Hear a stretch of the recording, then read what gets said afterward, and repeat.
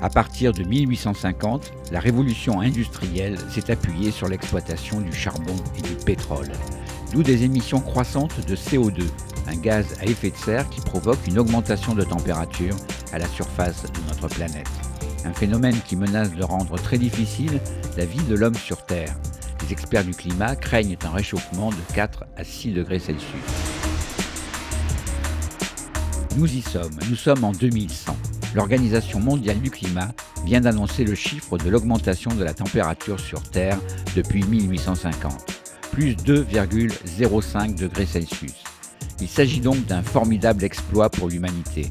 Comment y est-elle parvenue ? Nous allons vous le raconter pas à pas chaque semaine dans Génération Hydrogène, la chaîne de l'après-pétrole.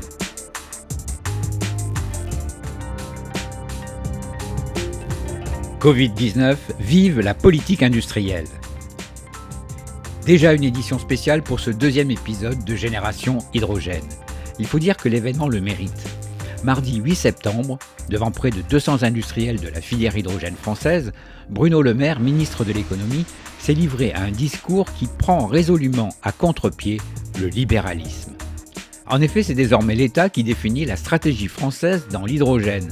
Certes, il répond à l'essentiel des demandes des entreprises du secteur, mais son investissement de 7 milliards d'euros d'ici 2030 lui donne la légitimité d'un pilotage de leur stratégie.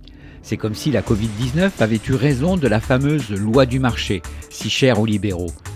Maintenant, c'est l'État qui finance et fixe une stratégie industrielle et il entend bien qu'elle soit appliquée. Objectif, faire de la France un leader mondial de l'hydrogène. Écoutons quelques extraits du discours de Bruno Le Maire. Mais nous pourrons dire aux générations qui viennent, nous avons créé une nouvelle filière industrielle qui est celle de l'industrie hydrogène. Nous allons donc investir pour faire émerger une filière française de l'électrolyse.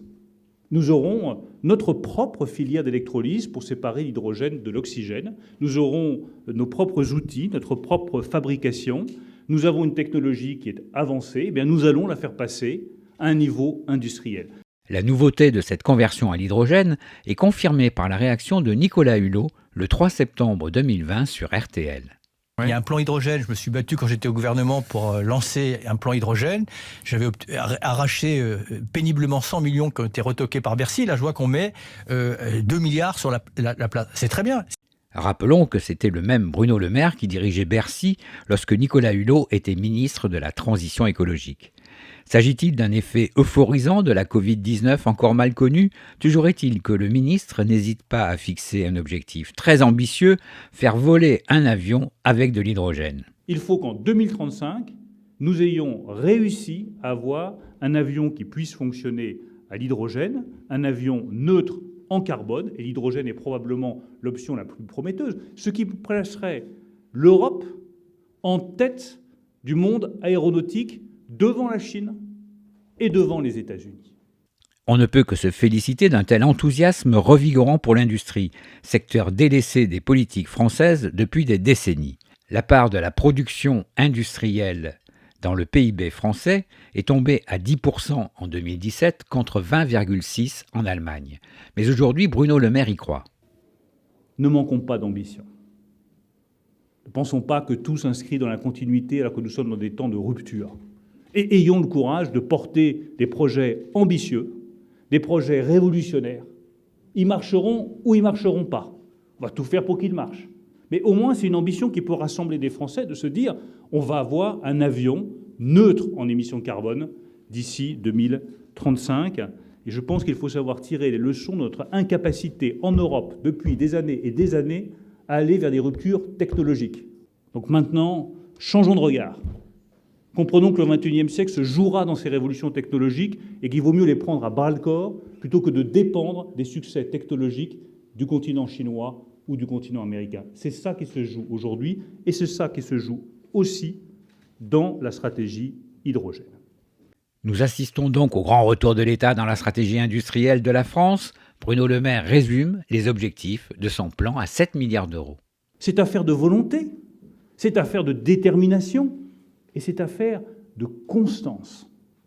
Je crois à la constance dans la conduite des politiques publiques. Nous allons mettre en place un comité national de l'hydrogène. Je présiderai ce comité, il sera composé de l'ensemble des industriels. Il devra suivre l'état d'avancement des investissements, s'assurer de la réalisation industrielle, s'assurer de la formation, de la qualification des salariés et garantir la création d'emplois sur notre territoire national.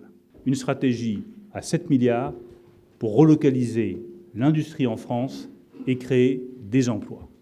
Une stratégie à 7 milliards pour gagner un pari technologique qui est vital pour la souveraineté française. Un pari à 7 milliards pour, sur la base du couple franco-allemand, garantir la souveraineté de l'Europe face à la Chine et face aux États-Unis. Croyez-moi, le jeu en vaut la chandelle. Merci à tous. L'engagement du gouvernement pour développer une industrie française de l'hydrogène restera l'un des faits marquants de l'année 2020. Le séisme de l'épidémie de la Covid-19 pourrait ainsi réveiller une fibre nationale qui s'était habituée à dépérir dans l'indifférence. L'hydrogène servira-t-il d'étincelle ? Les mois et les années qui viennent le diront. Ce 8 septembre 2020, avant Bruno Le Maire, Barbara Pompili, ministre de la Transition écologique, présente le plan hydrogène. Elle tente de s'inscrire dans l'euphorie gouvernementale.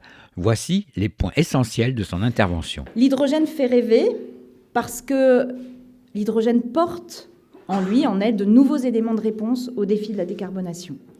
Ne pensons pas que l'hydrogène résoudra tout, mais il est certain que l'hydrogène est une opportunité stratégique pour massifier et accélérer la décarbonation des secteurs et des activités les plus difficiles à décarboner, en particulier dans l'industrie et les transports.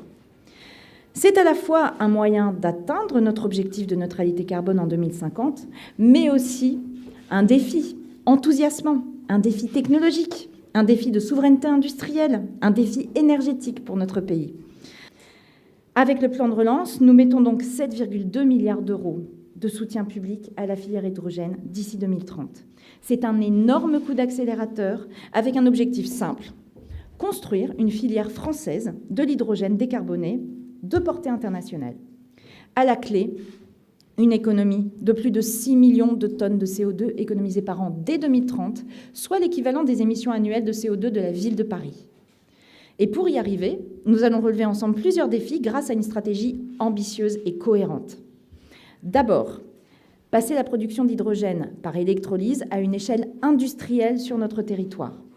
En cohérence avec notre stratégie nationale bas carbone, nous visons 6,5 gigawatts d'électrolyse installés d'ici la fin de la décennie et nous voulons développer une filière compétitive de production d'électrolyseurs en France.